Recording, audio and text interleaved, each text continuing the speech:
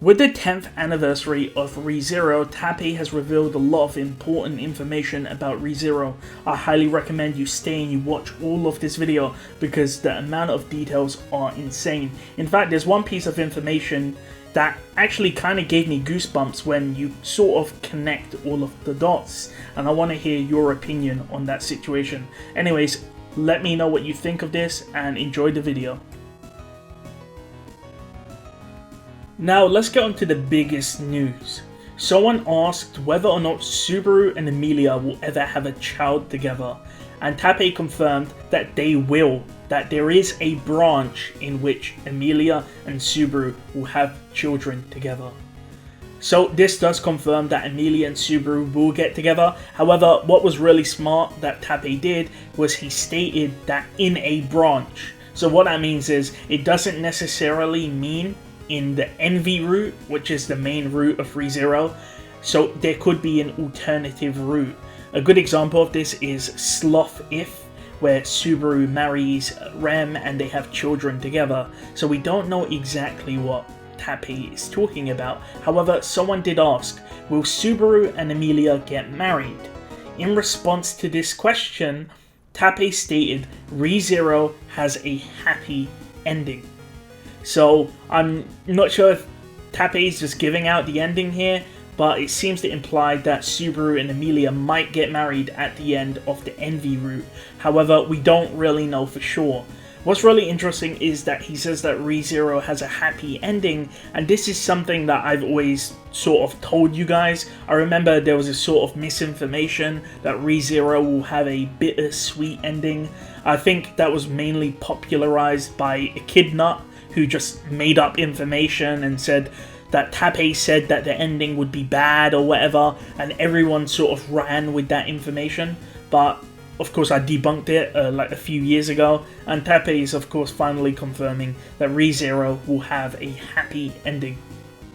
Tappei also dropped another useful piece of information, that there are only 7 witch factors in the world. Each has a different ability, and of course the witch factor will adapt to the user and give them the authority that suits them. There's no such thing as 2 people existing at the same time, and Tappei also said binge eating is special. So of course binge eating is gluttony. So this confirms the idea that there's only one, for example, sloth witch factor, one envy witch factor, and so on and so forth. And this is very important because a lot of people, for example, they were always wrong. I told them they were wrong, but they didn't believe me. So a good example is Satella. People would see that Satella would use shadow hands, and I would say no. They would say that these are the unseen hand. You know, Satella's using the authority of sloth, and I would say nope, you're wrong. She's using shadow hands. And then they will say, but Satella ate all of the witches, so she ate all of their witch factors, so that means Satella has all 7 witch factors. You know, and I'm like, nope, you're wrong, there's only one witch factor, and this pretty much confirms it. The only exception is gluttony, and even then, I'm pretty sure gluttony is still the same as the rest, because Libat and Katos was killed, and as you guys know, Luis Arneb does not have the witch scent. So it implies that she doesn't have the witch factor anymore. So either when Lai lost his witch factor, maybe it went to Roy Alvard. We don't know, but again, this shows that there's only one witch factor for each person. There is one strange thing that Tappei is not including Vainglory and Melancholy, which is the authorities of Hector and Pandora. We also learned that Beatrice's birthday will be revealed in the last chapter. Keep in mind, when it says chapter, that means the final arc, so arc 11. We also know that Reinhard will be present in arc 11 as well, so this implies that Reinhard will survive all the way to the end of the series. Tappei also revealed that Hector will probably appear in the future. However, I think he's trolling. When he says Hector will appear in the future, I think he means that like in arc 10, there would be a flashback which contains Hector, because if you've read the Greed If light novel, it's heavily implied that Hector has been killed by Clind and Roswell, and that Clind is the holder of the melancholy witch factor. At least it's very heavily implied. So I don't think Hector will actually appear in the main story as an enemy. I feel like he'll appear in a flashback and we'll see how he actually got killed by Clind and Roswell. Also, we also find out that Archie appearing in the future is considered a spoiler. So Archie was the guy that was helping Emilia escape from the Black Serpent, but he got caught and he, quotation mark, died. But he got off-screened, so we don't know if he survived or not. And Tappei is making his appearance, ambiguous. So this is the information which actually gave me goosebumps. I want you to read all of these sentences. So the first one is, the whole plot of ReZero was decided only after the anime adaptation was decided. White Fox carefully crafts the setting. I think what he meant was that he told White Fox to put in really important information in the anime adaptation, and this is going to go on with the next line that's going to pop up, which is this one.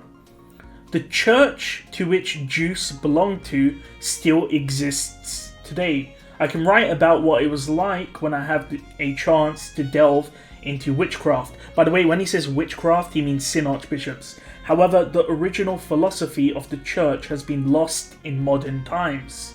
Okay, so keep that in your mind. Tappei then goes on to say that there are not many elves. Sin archbishops were originally a movement to protect the elves. So of course this makes sense. In the flashback we do see Beetlejuice and the witch cult protect Emilia and Fortuna and Archie, so this does seem true. Now the reason why this gives me goosebumps is if you remember all the way back in ReZero Season 1 Episode 1, keeping in mind the idea that Tappei told White Fox to include these specific details. Okay, so when I was getting this image, it turned out this was actually from the preview, so it wasn't from Season 1 Episode 1, but if you remember, Subaru and Emilia are standing there, and as Emilia turns away, it turns into this sort of painting. And if you look, you can see this is actually an altar, and it looks like it's in a church. So a lot of people have been wondering, why did this sort of preview of ReZero include this? What's it supposed to represent? And if you go back to this idea that the Sin Archbishops meant to protect the elves, and the fact that the Sin Archbishops had a church, this could actually be the church of the witch cult, and maybe there is actually like a stained glass piece of art with Emilia and Subaru on it, and maybe that's one of the reasons why Juice cries when he sees Emilia, because he realizes that she is the girl in the painting. Again, I could be wrong, but it seems really weird that Tappei will mention the sort of details in the anime, and this is what came to mind. When asked if some of the Ifruits should be animated, he doesn't really know how he could potentially do it, but he said if there was one to be animated, it would be Casaneru, which is Greed If. So when Subaru accepts Echidna's contract at the end of Arc 4 of ReZero. Tappei also revealed that it's unlikely that all of the witches will come back to life. So one of the theories is that all of them were going to resurrect in the final arc or something, but it seems apparently not. Not only that, Subaru will meet with Omega, potentially in the future, according to Tappei. So that Subaru and Omega meeting will come later on. Some other notable things I will mention is that Arc 7 is 50% of the way through, and Arc 7 is also one of the most rewritten arcs that Tappei has done, mainly because he initially didn't plan to go to Wallachia. Tappei said he will not write any stories about dead Sin Archbishops. In addition to this, he stated that in Ayamatsu, so Pride If, Emilia won the royal selection, and at the end of Aganu If, Priscilla or Felt won. So we don't know the answer, but one of the two won the royal election. Also, he stated that in ReZero Prophecy of the Throne, he overlooked the writing, so you can consider the game to be written by himself in a way. So it's sort of canon material. So usually people will say, well, you know, that's a spin-off game. You know, it's not canon. Tappei didn't write it. So it seems like you can sort of use information from that game to sort of back the ReZero lore. There's quite a lot more which hasn't been sort of translated or that I haven't covered in this video, but I've covered most of the important ones. So let me know what you think down below, and I'll see you guys next time.